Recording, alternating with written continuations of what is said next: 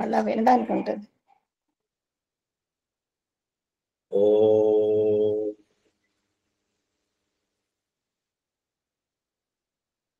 ఓం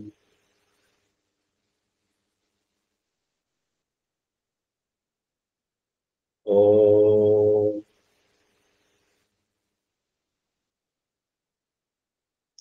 సదాశివసమారంభాం శంకరాచార్యమధ్యమాం అస్మదాచార్యపర్యంతాం వందే గురుపరంపరాం. శృతిస్మృతిపురాణానాం ఆలయం కరుణాలయం. నమామి భగవత్పాదశంకరం లోకశంకరం. హరి ఓం. శ్రీ గురుభ్యో నమః. హరి ఓం. My humble pranams. ఆత్మజ్యోతులందరికీ నా సాష్టాంగ ప్రణామాలు. ఈరోజు భగవద్గీత శంకర భాష్యం తెలుగులో మనం చదువుకుంటున్నాము. నేను ఒక గురువుని కాదు, జ్ఞానిని కాదు, పండితుడను కాదు. నేను ఒక సాధారణ సాధకుడను మాత్రమే, ఒక సీకర్ని. ఈ స్టడీ అవర్ నేను నేర్చుకోవడానికి నలుగురికి ఉపయోగపడుతుందనే ఉద్దేశంతో నేను ఈ స్టడీ అవర్ని కండక్ట్ చేస్తున్నాను. తప్పులేమన్నా ఉంటే క్షమించండి. మనము భగవద్గీత శంకర భాష్యం తెలుగులో చూస్తున్నాము.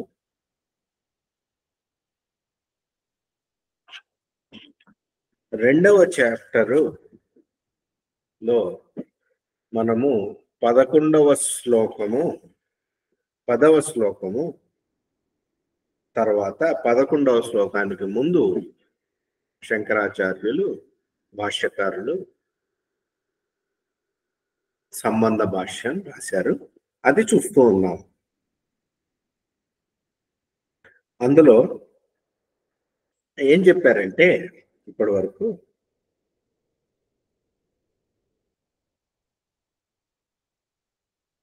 ఆత్మజ్ఞానము వలన మోక్షము కలుగుతుంది.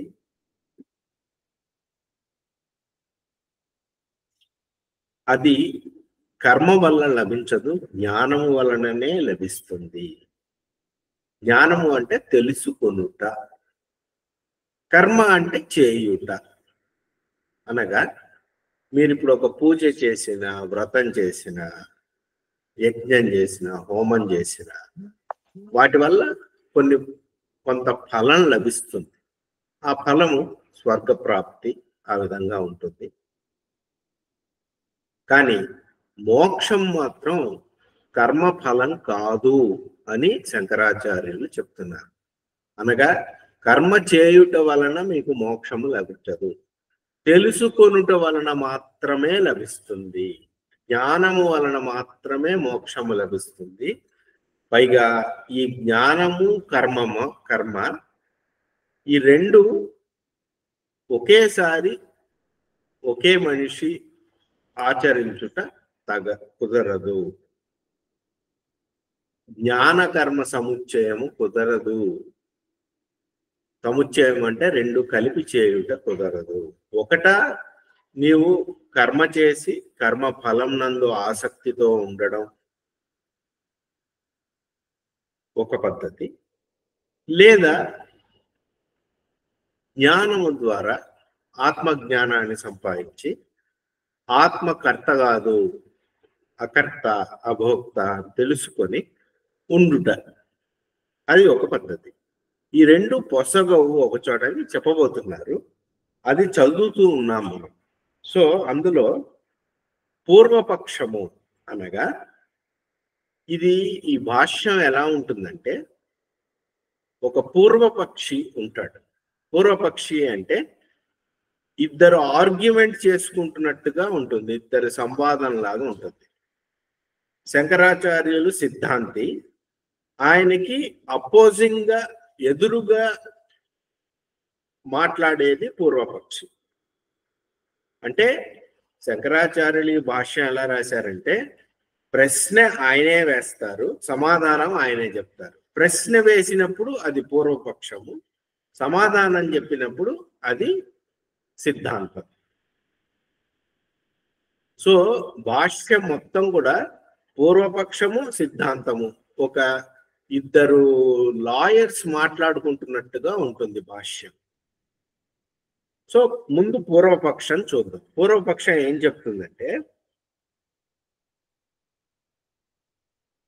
పూర్వపక్షంలో ఇది కూడా శంకరాచార్య చెప్తున్నారు. పూర్వపక్షం అంటే మన మనసులో ఉన్నటువంటి సందేహాలనే శంకరాచార్యులు పూర్వపక్ష రూపంలో లేవనెత్తి ఆ సందేహాలను ఆయన నివృత్తి చేస్తారు. ఈ విధంగా మీరు అర్థం చేసుకోవాలి.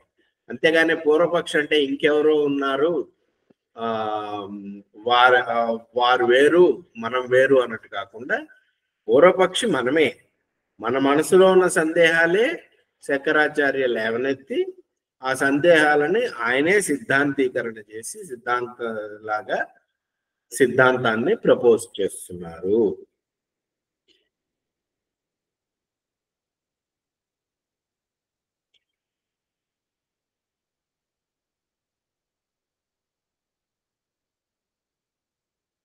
ఆత్మజ్ఞానము వలన కైవల్యము అని కదా సిద్ధాంతము. ఈ విషయంలో కొందరు,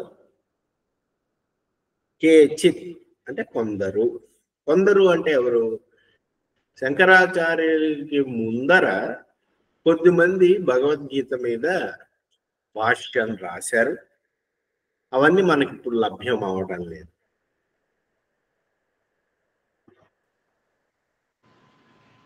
శంకరాచార్య కంటే ముందు కొద్దిమంది భాష్యం రాశారు, అది మనకు లభ్యం అవడం లేదు.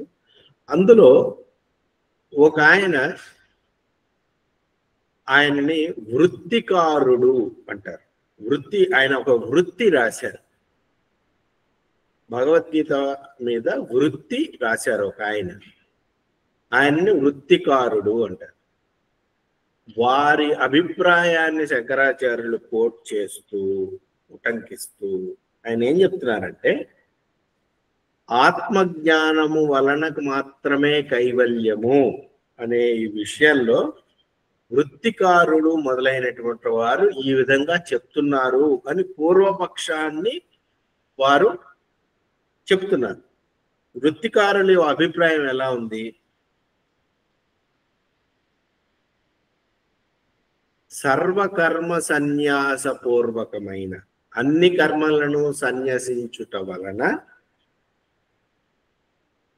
కేవల జ్ఞానము, ఆత్మజ్ఞానము, కర్మతో జతకూడని ఆత్మజ్ఞానము వలన మాత్రమే కైవల్యము అనగా మోక్షము లభించదు అని వృత్తికారాదుల యొక్క అభిప్రాయము అని శంకరాచార్యులు చెప్తున్నారు. అనగా వారి అభిప్రాయానికి వ్యతిరేక అభిప్రాయం కలిగినటువంటి వృత్తికారాదుల యొక్క అభిప్రాయాన్ని శంకరాచార్యులు ముందు ఉటంకిస్తున్నారు. ఎందుకు? వారెందుకు అలా అభిప్రాయపడ్డారు వృత్తికారాదులు? వాళ్ళ అభిప్రాయం ఏంటి? కేవలం ఆత్మజ్ఞానంతో మోక్షము లభించదు, కర్మ కూడా జత చేయవలెను. కర్మదంగా యజ్ఞము, హోమము మొదలైనటువంటివన్నీ చేస్తూ ఉండాలి. అవి చేయకుండా మీకు జ్ఞానము లభించదు అని వృత్తికారాదుల యొక్క అభిప్రాయము. చూడండి, మీకు ఈరోజు కూడా మీకు మన సమాజంలో రకరకాల అభిప్రాయాలు ఉంటాయి. ఇప్పటికీ కూడా ఒక రకమైనటువంటి వారు మీరు యజ్ఞములు చేయాలి, యాగములు చేయాలి, కర్మ చేయాలి, సన్యాసం దారి కాదు అని చెప్పేవారు ఉన్నారు, ఇప్పటికీ ఉన్నారు. మీరు ఇలా ఈ విధంగా ఈ పూజలు చేయాలి, ఈ వ్రతాలు చేయాలి, ఈ హోమాలు చేయాలి, ఇది చేయడం వల్ల మీకు పుణ్య ఫలం లభిస్తుంది. ఈ ఫలం లభించడం వలన మీరు స్వర్గానికి వెళ్తారు, లేదా వైకుంఠానికి వెళ్తారు, లేదా కైలాసానికి వెళ్తారు అని చెప్పేవారు ఉన్నారు. ఆ రోజు ఉన్నారు, ఈ రోజు ఉన్నారు. శంకరాచార్యుల వారి అభిప్రాయం వేరు. ఆయన అభిప్రాయంలో ఆత్మజ్ఞానము అనగా జ్ఞానము. జ్ఞానం అంటే ఏంటి? తెలుసుకొనుట. అందులో కర్మ లేదు. తెలుసుకొనుటలో చేయుట లేదు. తెలుసుకొనడం మాత్రమే ఉంది.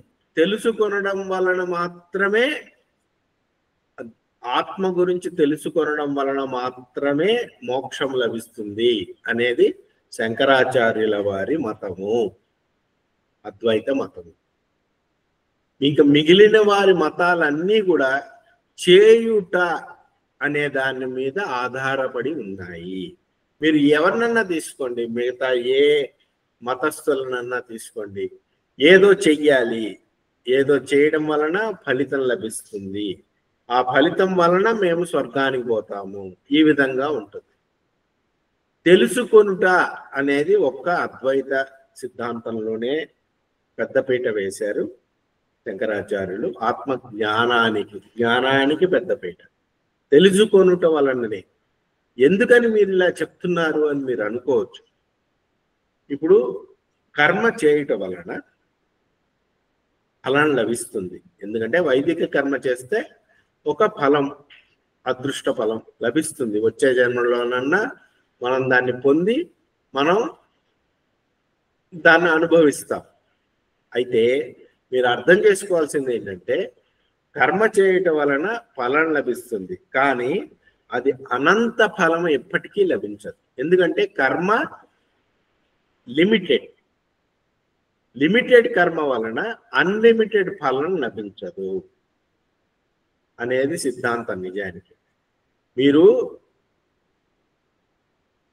ఒక చిన్న కర్మ 2 రోజులు 3 రోజులు ఒక యాగం చేయడం వలన మీకు అనంతమైనటువంటి మోక్షం ఎలా లభిస్తుంది? ఒక లిమిటెడ్ కర్మ చేయడం వల్ల అన్లిమిటెడ్ లభించదు. రెండవది, కర్మ చేయడం వలన మిశ్రమ ఫలితాలు ఉంటాయి. పుణ్యము పాపము రెండు వస్తాయి. ఆ రెండింటిని అనుభవించడానికి మళ్ళీ జన్మ తీసుకోవాలి.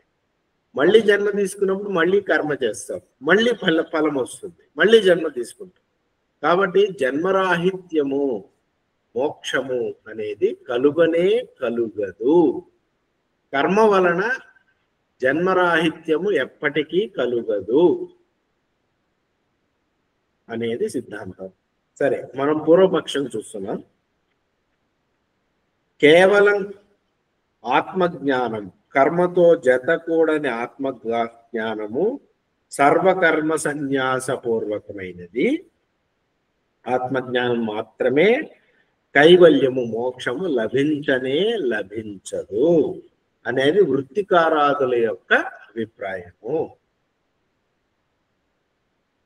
మరి వారి అభిప్రాయం ప్రకారం మోక్షం ఎప్పుడు లభిస్తుందంటే, అగ్నిహోత్రము మొదలైన శ్రౌత కర్మలతో, శ్రౌత కర్మ అంటే శృతి ప్రకారము చేయబడే కర్మ, అగ్నిహోత్రము మొదలైనవి, మరియు స్మార్త కర్మలు అనగా స్మృతి ప్రకారము చేసే స్మార్త కర్మలు, వీటితో కూడినటువంటి ఆత్మజ్ఞానము వలన కైవల్యము లభించునని భగవద్గీతలో చెప్పబడెను, నిర్ధారించబడిన విషయము అని వృత్తికారాదులు అభిప్రాయపడినారు. దానికి బేసిస్ ఏంటి? ఏ విధంగా చెప్తున్నారు? అలా అభిప్రాయపడడానికి కారణం ఏంటంటే, భగవద్గీతలో శ్రీకృష్ణుని, భగవంతుడి యొక్క బోధలో కొన్ని శ్లోకాలు దాన్ని సపోర్టింగ్ గా ఉన్నాయి. ఏమున్నాయి? ఒక చోట 2వ చాప్టర్ 33వ శ్లోకంలో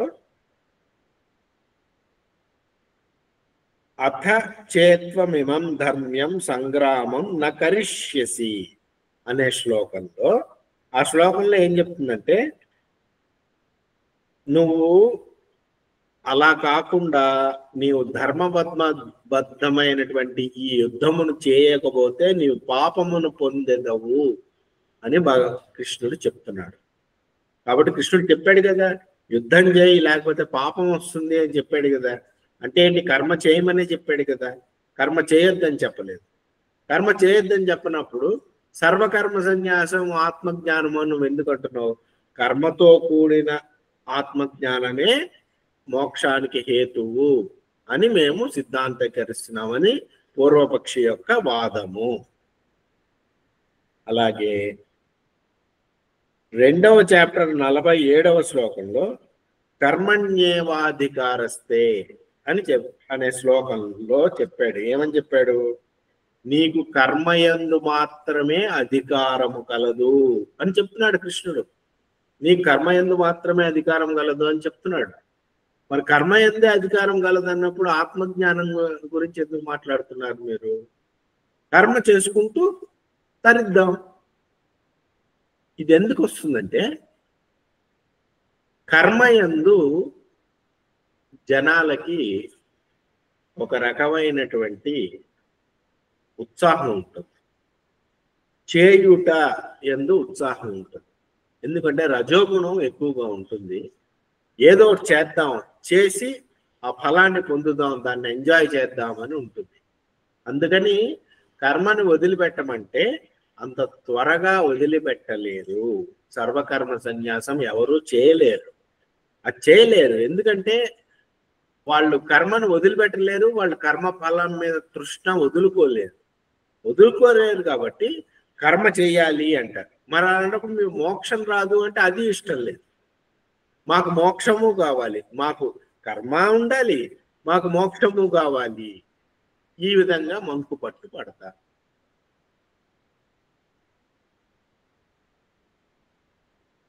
అలాగే 4వ చాప్టర్ 15వ శ్లోకంలో కురు కర్మైవ తస్మాత్వం అనగా నీవు నిశ్చయముగా కర్మను చేయుము అని కృష్ణుడు చెప్తున్నాడు 4వ చాప్టర్ 15వ శ్లోకంలో.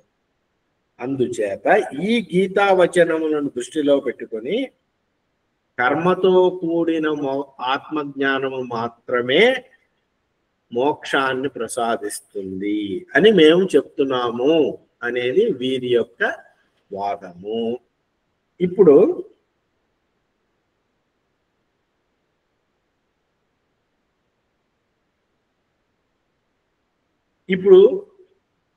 ఇంకొక అబ్జెక్షన్ రైజ్ చేయవచ్చు. ఏమని రైజ్ చేయవచ్చును? వైదిక కర్మలో ఇది వరకు, ఇప్పుడు లేదు, ఇది వరకు వైదిక కర్మలో పశుహింస ఉండేది. పశుహింస అంటే ఒక మేకను దేన్నో బలి ఇచ్చి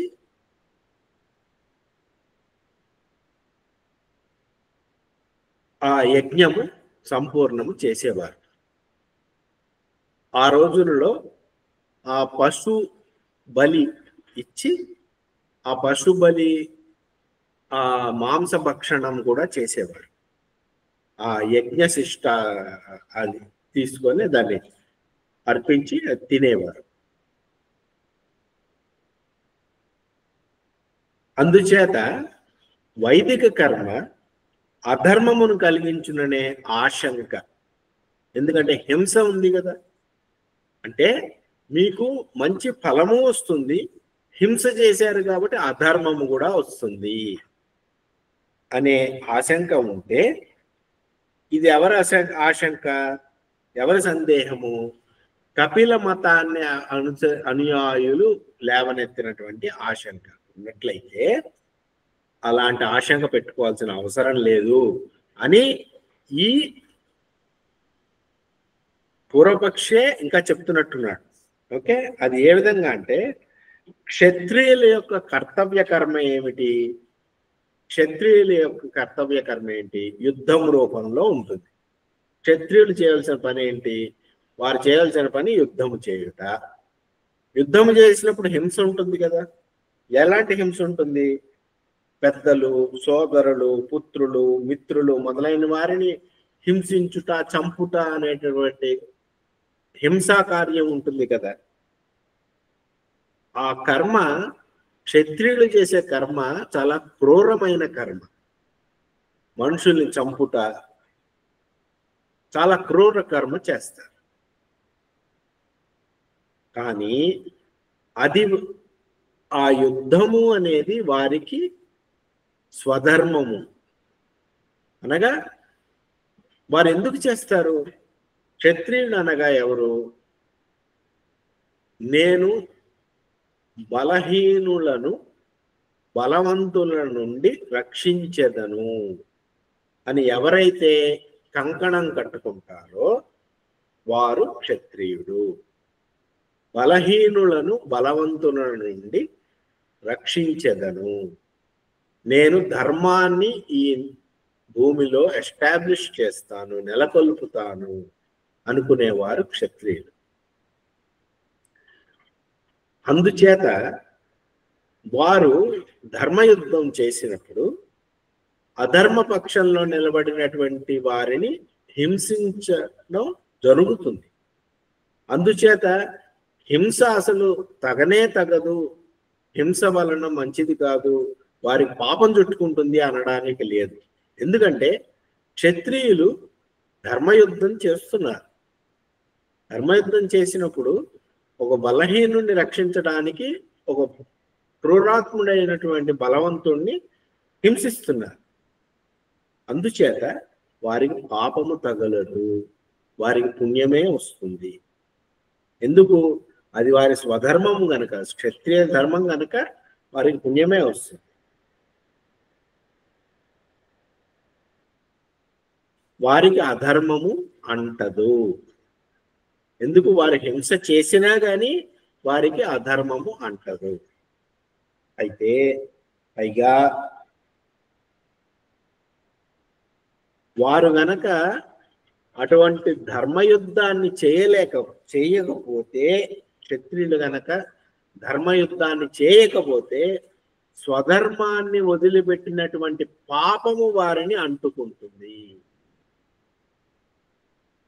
అంతేకాకుండా వారికి కీర్తి ప్రతిష్టలు కూడా పోతాయి.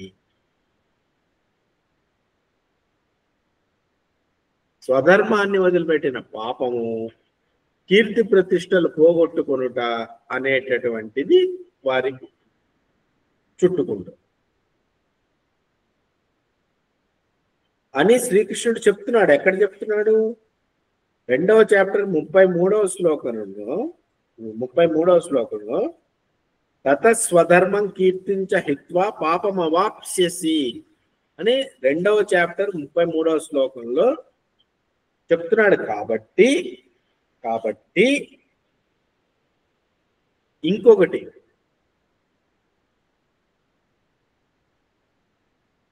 శృతిలో, శృతి అనగా వేదములు మొదలైనవి శృతులు.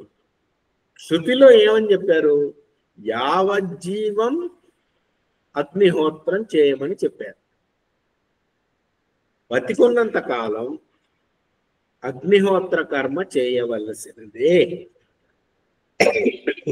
అని చెప్పారు. కర్మని వదిలిపెట్టకూడదు అని చెప్పారు.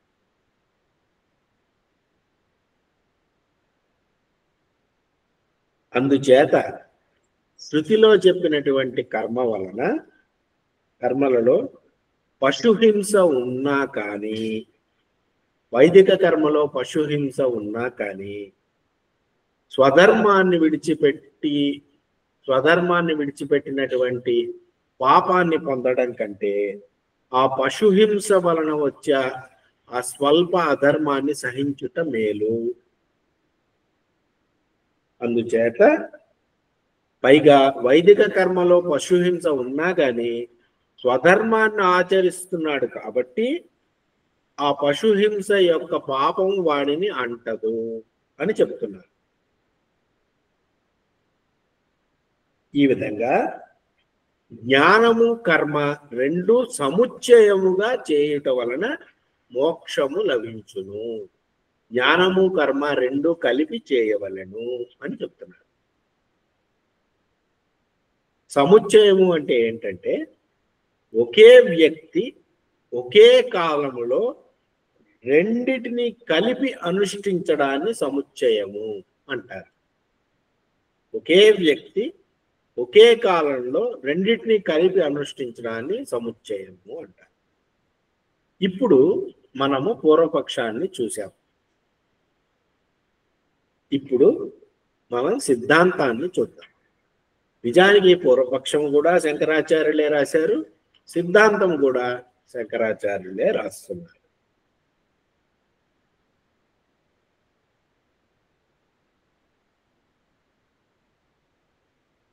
సిద్ధాంతం తద్ అసత్, ఆ వాదము తప్పు అని చెప్తున్నారు. ఎందుకు తప్పు?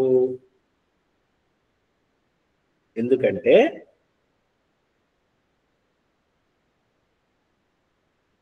జ్ఞాననిష్ట కర్మనిష్ట, జ్ఞానము సంబంధించినటువంటి నిష్ట, కర్మకు సంబంధించినటువంటి నిష్ట, ఈ రెండిటికి రెండు వేరు వేరు రకాలైనటువంటి బుద్ధులు కావాలి.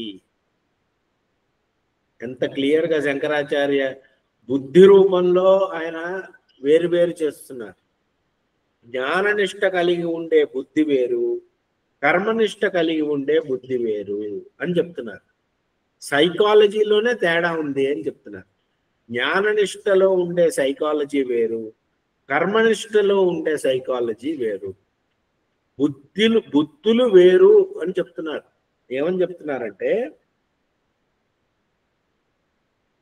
జ్ఞాననిష్ట కర్మనిష్ట సంబంధించినటువంటి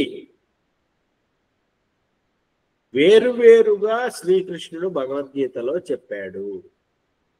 జ్ఞాననిష్టకు సంబంధించినది వేరు, కర్మనిష్టకు సంబంధించినది వేరు. ఏ విధంగా చెప్తున్నాడంటే 2వ చాప్టర్ 2వ అధ్యాయము 11వ శ్లోకం మొదల్లో ఆయన అశోచ్యాన్ అన్వశోచస్త్వం అనే దీంట్లో మొదలు పెట్టుకొని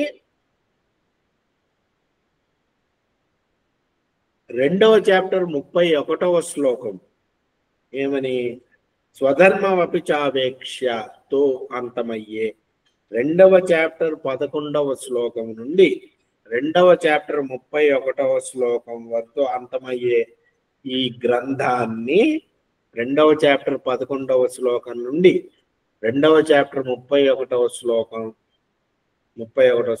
అంతమయ్యే ఆ సెక్షన్ ఏదైతే ఉందో అందులో శ్రీకృష్ణుడు పరమార్థతత్వమైనటువంటి ఆత్మతత్వాన్ని నిరూపించాడు. ఆ శ్లోకాలకు 2వ చాప్టర్ 11వ శ్లోకం నుండి 2వ చాప్టర్ 31వ శ్లోకం వరకు ఉన్నటువంటి పాఠాంశాన్ని సాంఖ్యము అంటారు. సాంఖ్యము అంటే కపిల మహర్షి ప్రస్తావించినటువంటి సాంఖ్య శాస్త్రము కాదు. సాంఖ్యము అంటే జ్ఞానము, వివేక జ్ఞానము అని అర్థము.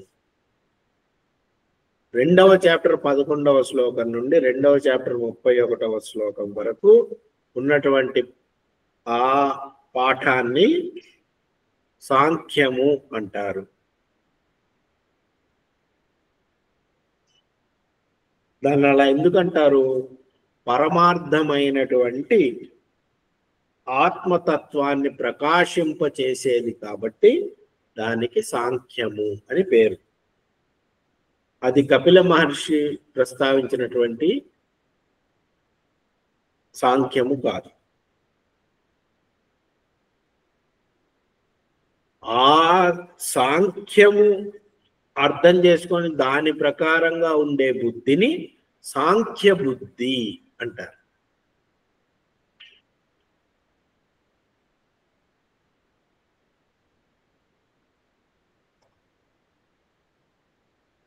ఇప్పుడు చూడండి, ప్రపంచంలో ఏ వస్తువు తీసుకున్నా అది షడ్వికారాలకి లోనవుతుంది. వికారము అంటే మార్పు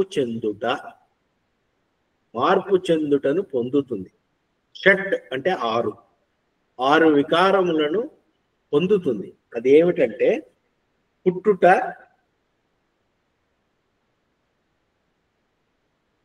ఉండుట, సత్తా. పుట్టుట పరిచ్ఛిన్నమైన సత్తా, ఉండుట. పెరుగుట, అది పెరుగుతుంది. పరిణామమును చెందుట, మార్పు చెందుతుంది.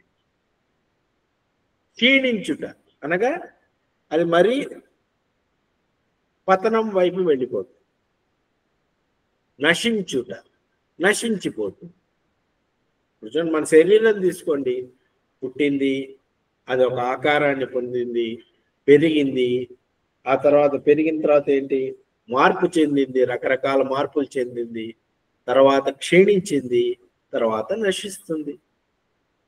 ఈ విధంగా ఈ షడ్వికారాలకు లోనయ్యేది ఈ ప్రపంచంలో మీరు ఏదేదైతే చూస్తారో అవన్నీ కూడా షడ్వికారాలను పొందుతుంది. కానీ ఆత్మ మాత్రం ఈ షడ్వికారాలను పొందదు. పుట్టుక లేదు, ఉండుట, ఒక ఆకారాన్ని పొందుట లేదు, పెరుగుట లేదు, పరిణామాన్ని చెందుట లేదు, క్షీణించుట లేదు, మరణించుట లేదు. ఈ షడ్వికారాలు ఆత్మకి ఉండవు. అందుచేత ఆత్మ కర్త కాదు. కర్త అవ్వాలి అంటే పరిణామాన్ని పొందాలి. ఆత్మ పరిణామాన్ని పొందదు కాబట్టి అది కర్త కాదు అని నిర్ధారించడమైనది.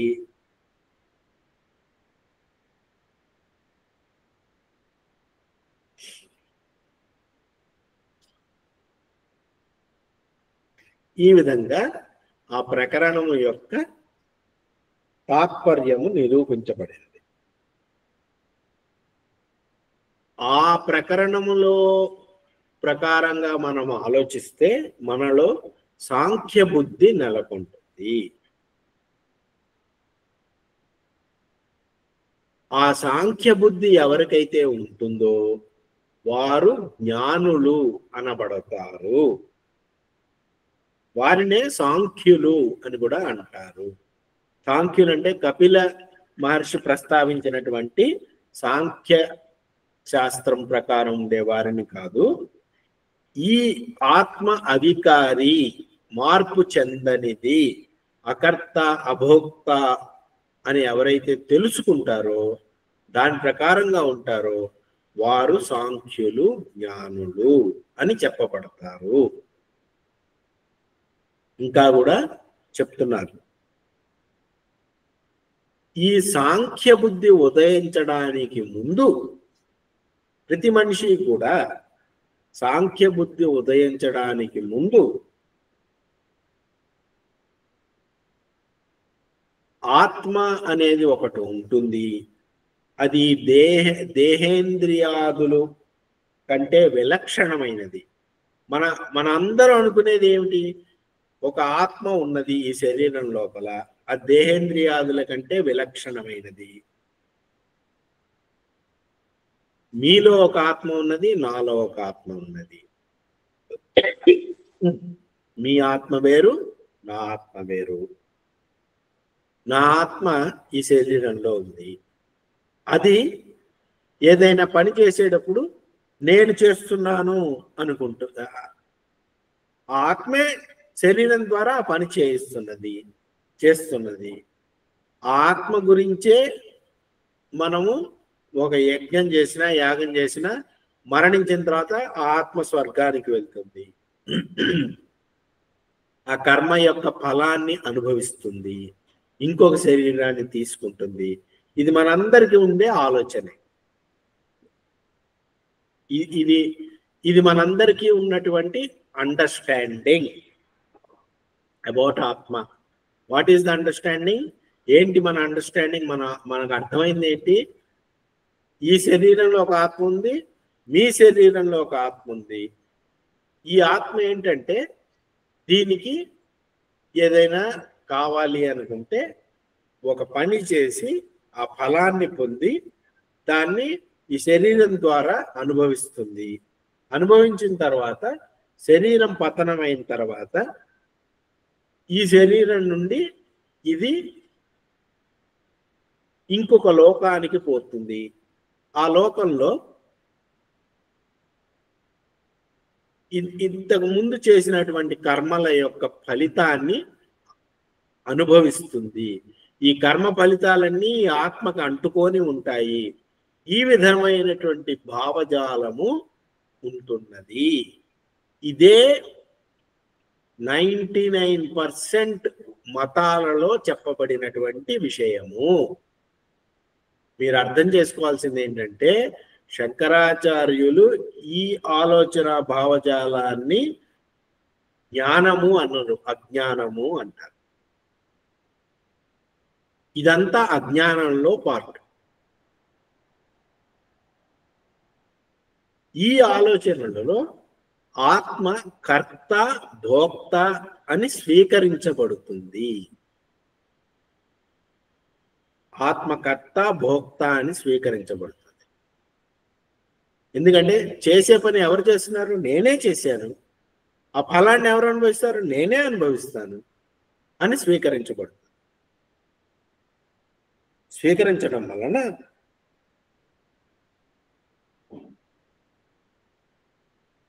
ఆత్మకి కర్తృత్వము కలదు అని స్వీకరించబడుతుంది. కర్తృత్వం ఉంది కాబట్టి నేను చేసిన పనులకు ధర్మము అధర్మము ఉంటుంది అని స్వీకరిస్తాం.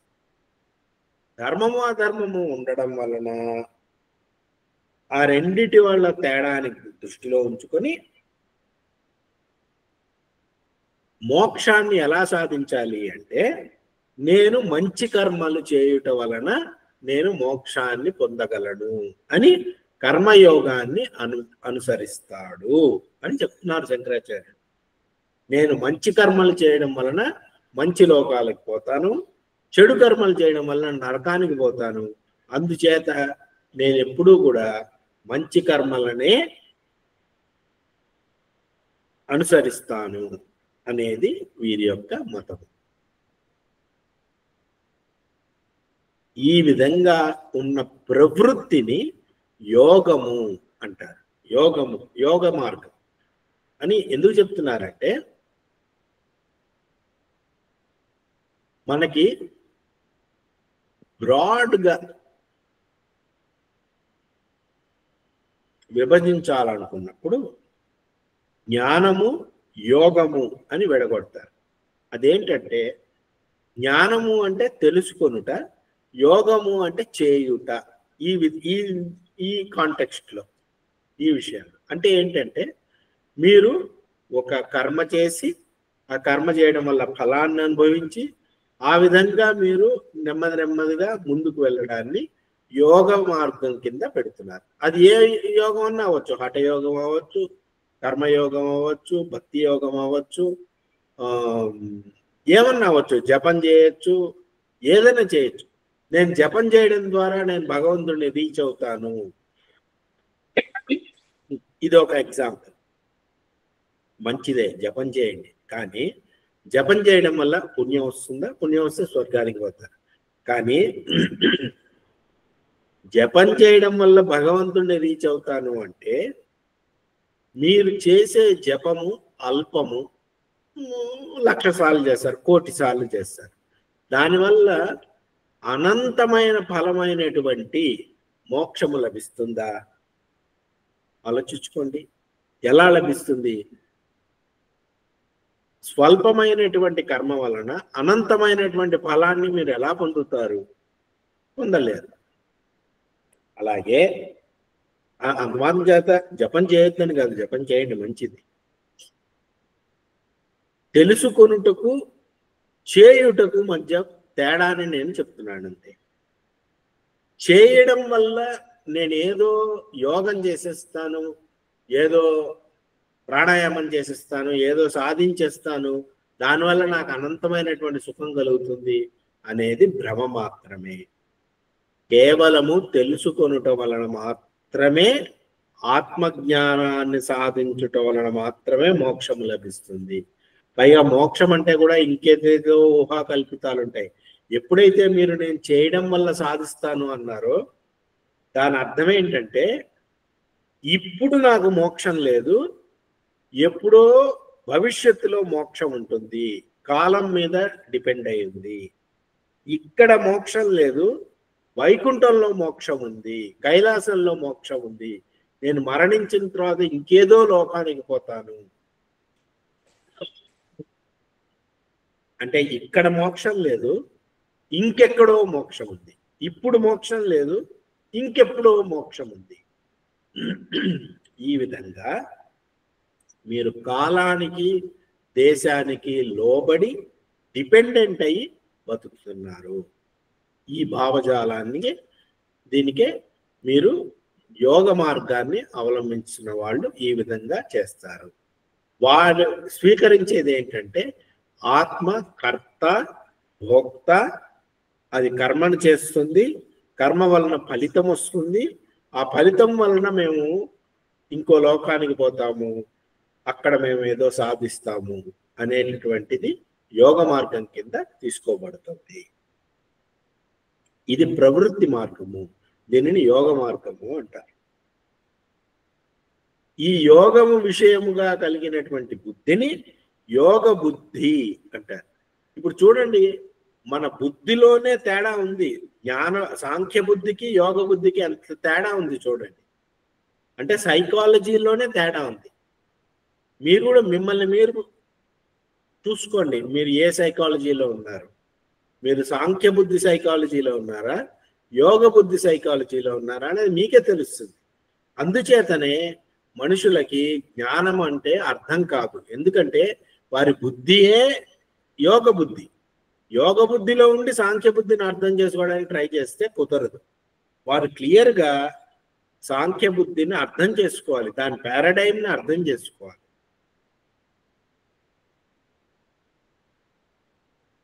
ఇప్పుడు 2వ అధ్యాయము 39వ శ్లోకంలో భగవంతుడు ఏం చెప్తున్నాడంటే, 2వ అధ్యాయం 39వ శ్లోకంలో భగవంతుడు ఏం చెప్తున్నాడంటే,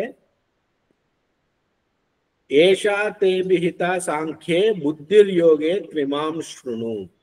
ఏమంటున్నాడంటే, నేను నీకింతవరకు సాంఖ్య విషయమైన బుద్ధిని గురించి చెప్పాను, ఇప్పుడు యోగ విషయమైన బుద్ధిని గురించి చెప్తాను విను అని కృష్ణుడు చెప్తున్నాడు అని శంకరాచార్యులు చెప్తున్నారు.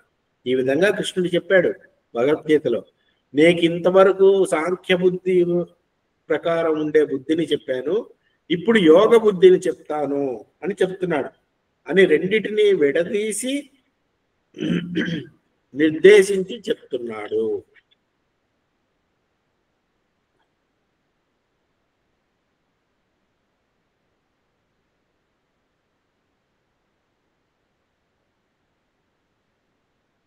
అలాగే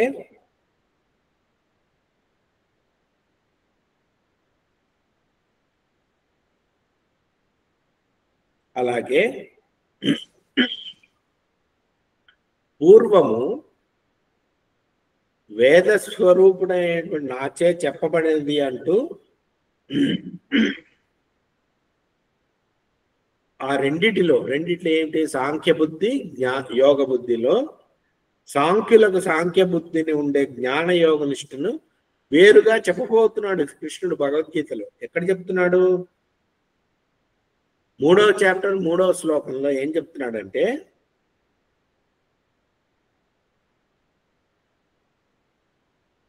పురా వేదాత్మన మయా ప్రోక్త అని చెప్తున్నాడు. 3వ చాప్టర్ 3వ శ్లోకంలో చెప్పబోతున్నాడు. అదేవిధంగా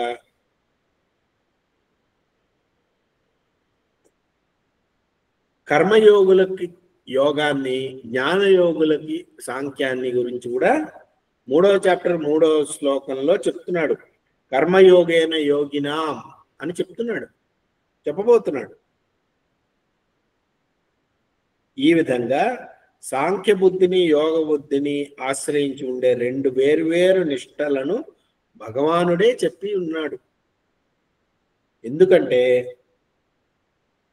ఆత్మకర్త మరియు అనేకములైనటువంటి ఆత్మలు ఉన్నాయి, ఒక్కొక్కళ్ళ శరీరంలో ఒక్కొక్క ఆత్మ ఉన్నది అనే బుద్ధి కర్మయోగానికి ఆశ్రయము. ఆత్మ అకర్త మరియు అద్వయము, ఒకే ఆత్మ ఉన్నది, రెండవ ఆత్మ లేదు అనే బుద్ధి సాంఖ్య బుద్ధి జ్ఞానయోగానికి ఆశ్రయం అవుతున్నది. ఈ రెండు పరస్పర విరుద్ధ బుద్ధులు ఒకే వ్యక్తిని ఒకే కాలములో ఆశ్రయించి ఉండుట సంభవము కాదు అని భగవంతుడికి ముందుగానే తెలుసు.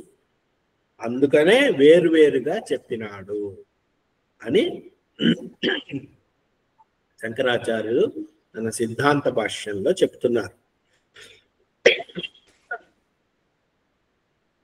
ఇప్పుడు మీరు సాంఖ్య బుద్ధిలో ఉంటే ఆత్మ అకర్త అనగా నేను అకర్తని, నాకు ఎటువంటి కర్మ లేదు, నన్ను ఏది అంటదు అనే బుద్ధిని ఆశ్రయించి ఉండాలి.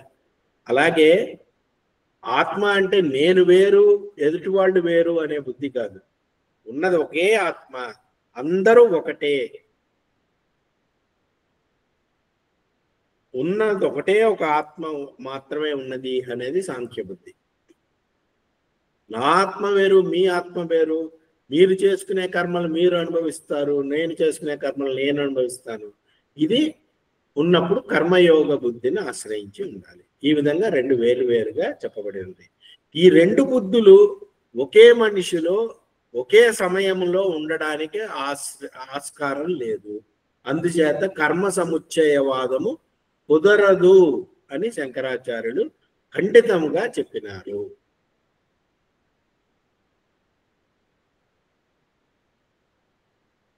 ఈ వారానికి ఇంతటితో మన చర్చ ముగిద్దాం.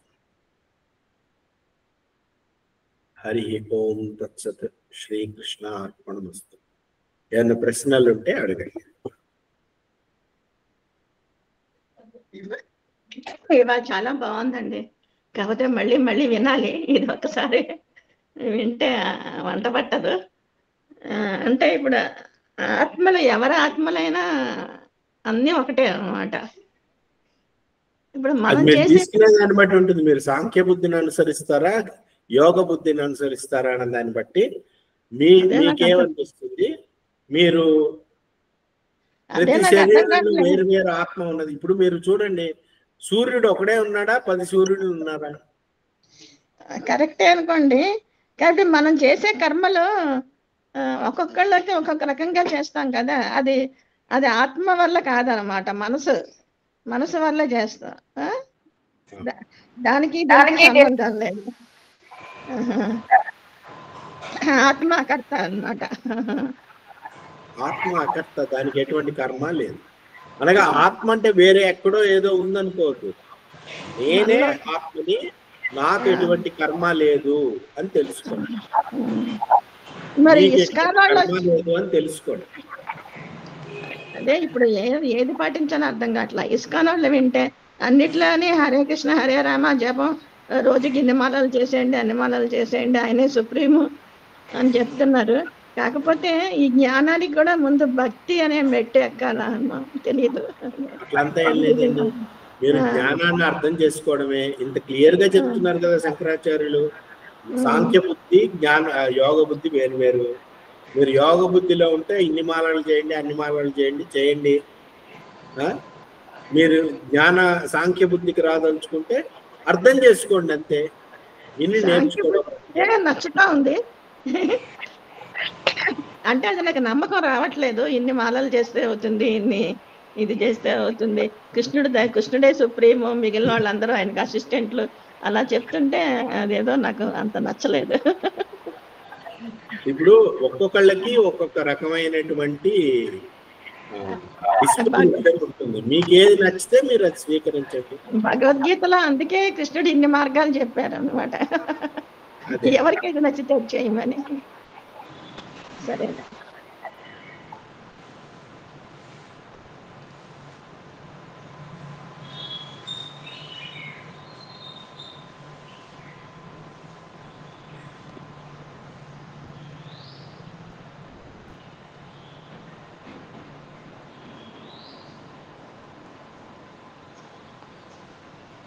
ఓకే, ఇంకేం ప్రశ్నలు లేకపోతే Srikrishna. Thank you very much.